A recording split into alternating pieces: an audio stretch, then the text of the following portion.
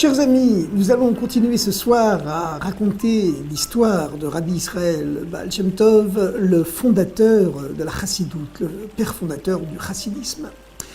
La dernière fois, nous avions compté ce fameux épisode où le Baal Shem Tov, orphelin de père et de mère, est adopté par le cercle des kabbalistes secrets qui ont décidé de faire son initiation. Et il reçoit l'initiation directement par un très grand kabbaliste, Rabbi Mordechai Hatzadik. Ils vivent tous les deux dans une espèce de cabane dans la forêt.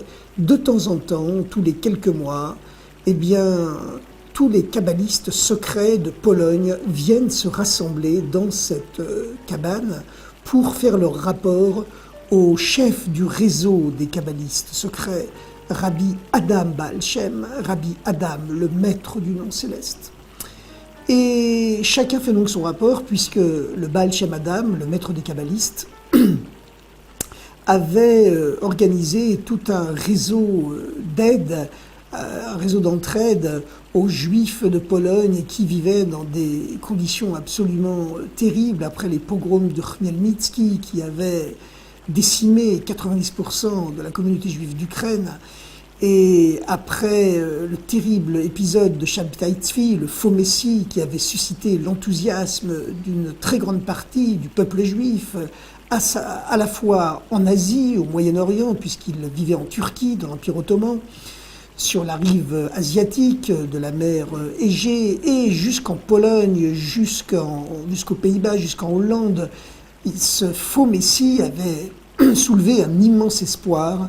Et puis, lorsqu'on s'était rendu compte que Shabtai Tzvi n'était qu'un faux messie qui avait abjuré pour sauver sa vie et s'était converti même à l'islam, eh bien, le désespoir fut encore plus grand.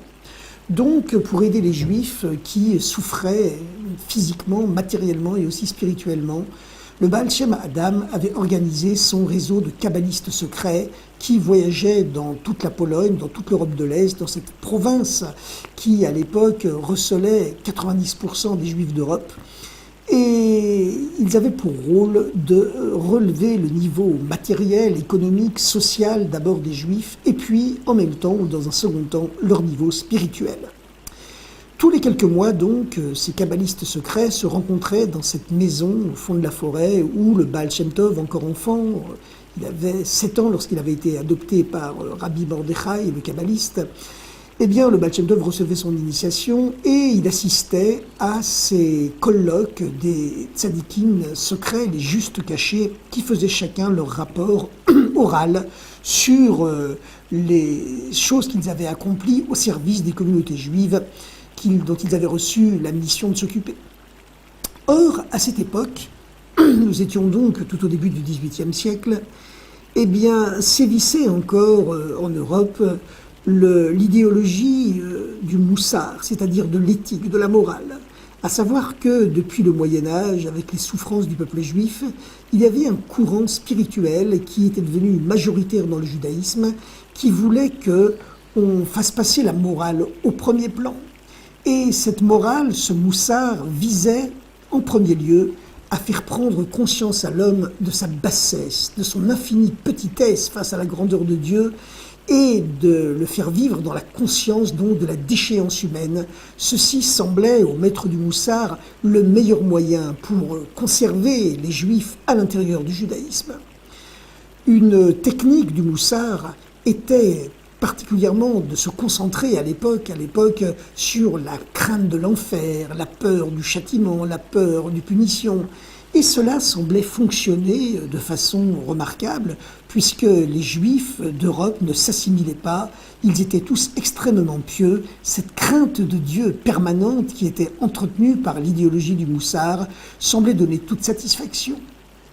Et pourtant, cette idéologie du moussar ne plaisait pas à l'enfant élu, au futur Rabbi Israël Baal Shem Tov. Il n'avait que 9-10 ans, mais déjà, la grande âme qui était incarnée en lui se manifestait.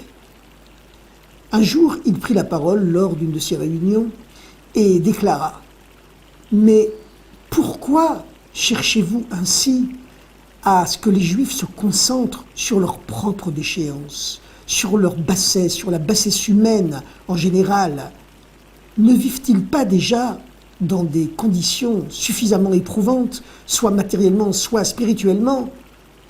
Au lieu de vous concentrer sur la part de ténèbres qui existe dans chaque individu, concentrez-vous peut-être plutôt sur la part de lumière qui existe en chacun.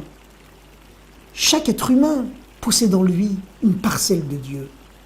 Et l'âme juive est unique au monde, dans la création. C'est véritablement une parcelle du Dieu d'en haut qui s'incarne dans le corps humain pour accomplir une mission divine. Au lieu de se concentrer sur la part de mal qui est en l'homme, concentrez-vous plutôt sur la part de bien, afin de l'amener à la surface. Lorsque vous parlez aux enfants d'Israël, dans vos prêches, dans les synagogues, parlez de la grandeur de l'âme juive, de cette beauté de la création divine, de la beauté de la grandeur de la Torah, qui peut mettre l'être humain plus haut même que les anges. Parlez de la grandeur de l'élection du peuple juif, de sa responsabilité aussi, de sa responsabilité vis-à-vis de l'humanité et de la création entière, du rôle infini qu'il tient dans la rédemption. C'est le peuple juif qui doit libérer Dieu lui-même de son exil, en même temps que viendra la libération de nous tous. Eh bien, il s'agit là d'une tâche de rédemption véritablement cosmique. Lorsque vous essayez de faire peur aux Juifs, de les maintenir ainsi dans la terreur du péché, dans la crainte du châtiment, vous êtes comparable, continuait l'enfant qui n'avait que 9-10 ans, vous êtes comparable à des gens qui passent leur vie à chasser les ténèbres, à combattre l'obscurité.